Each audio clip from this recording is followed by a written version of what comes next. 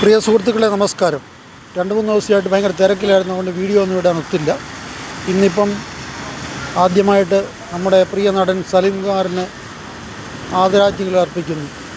അതോടുകൂടി ഈ ഇടതുപക്ഷ സർക്കാരിനെ എതിർത്ത് UDFൻ്റെ സർക്കാരിനെ അധികാരത്തിലേറാനായിട്ട് ഒത്തിരി പ്രയത്നം ചെയ്തൊരു വ്യക്തിയാണ്. പ്രയത്നിച്ചെന്ന് പറഞ്ഞു കഴിഞ്ഞാൽ അദ്ദേഹത്തിൻ്റെ വാക്കുകൾ അതിനെ ഒത്തിരി ഉപകരിച്ചു.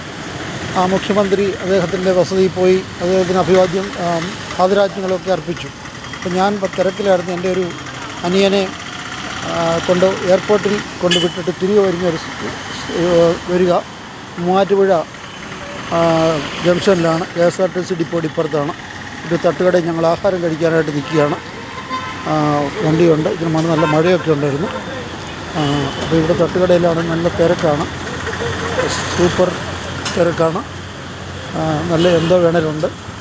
അത് അടിപൊളി ആയിട്ട് ഇവിടെ മൂവാറ്റുപുഴയിലെ കാർ പാർക്കിങ്ങൊക്കെ ഉണ്ട്. മലബാർ ഗോൾഡ് ആൻഡ് ഡയമണ്ട്സിൻ്റെ ഓപ്പോസിറ്റിലാണ്.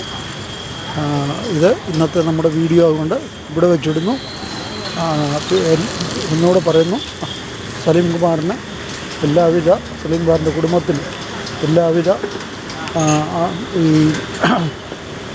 സലീം കുമാറിന് ആദരാഞ്ജലികൾ അർപ്പിക്കുന്നു. ഓരോ കുടുംബത്തിനോടും നമ്മുടെ വകയായിട്ട് അവർക്ക് നമ്മുടെ ആദരവുകൾ അർപ്പിക്കുന്നു. Okay, bye, good night.